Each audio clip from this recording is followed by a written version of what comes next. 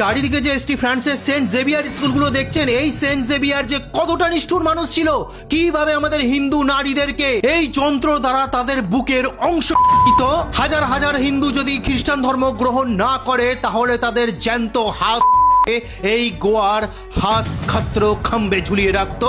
সেই খাম্বা এখনো পর্যন্ত গোয়ার মধ্যে আছে। বেশিরভাগ প্রমাণ এই বইটা থেকে আপনারা পেয়ে যাবেন, দ্য গোয়া ইনকুইজিশন।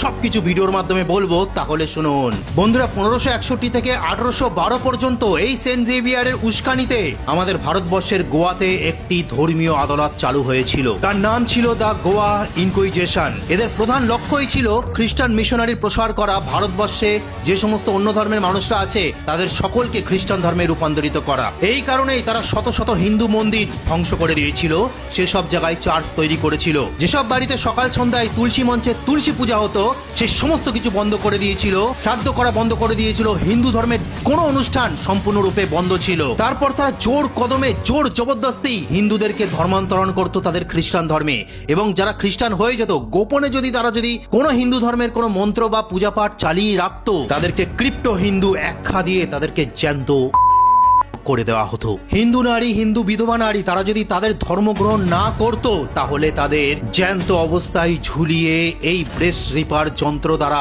তাদের বুকের অংশ যন্ত্রণা দিয়ে নেওয়া হতো। এবং আগেই বলেছিলাম, যেসব পুরুষ তাদের ধর্ম গ্রহণ না করলে এই গোয়ার মধ্যে এখনো অবস্থিত হাত কাটরো খাম্বার মধ্যে তাদের হস্তে ঝুলিয়ে রাখা হতো।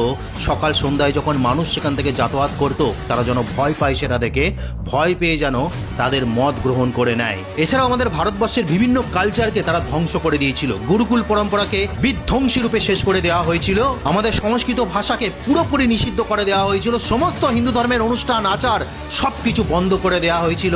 এইভাবেই জোরপূর্বক 250 বছর ধরে হিন্দুদের ওপর অত্যাচার চলেছে। শেষে বাধ্যই করা হয়েছিল সমস্ত সন্তানদের খ্রিস্টান মিশনারিতে পড়তে যেতে হবে, সেখানে তাদের ধর্মচরণ করতে হবে। সেই কারণে স্বামীজি বলেছিলেন, এই খ্রিস্টান মিশনারিরা এসেছিল এক হাতে বাইবেল নিয়ে, এক হাতে তরোয়াল নিয়ে। তাই আজকে যারা বলছে আমরা একটু বড়দিন পালন করছি, আমরা একটু কেক খাচ্ছি, তাতে সবার প্রবলেম, আমরা একটু হ্যাপি নিউ ইয়ার পালন করছি, তাতে অনেকের প্রবলেম, এরা ভেদাভেদ তৈরি করছে। আরে ভাই, কোনো ভেদাভেদ তৈরি করছি না, আমাদের পূর্বপুরুষের ওপর যে অত্যাচার হয়েছে সেটাই শুধু তুলে ধরছি।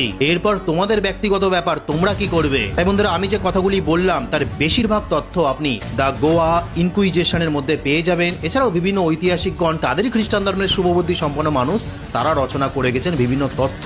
তারপরেও যখন ফেল্ড হয়ে গেছিল, তারা এখন ভালোবাসার মাধ্যমে, ভক্তির মাধ্যমে ধর্মান্তরণ চালায়। তো আজকে বলার ছিল, ইতিহাসকে জানুন। হরে কৃষ্ণ, জয় সনাতন ধর্মের জয়।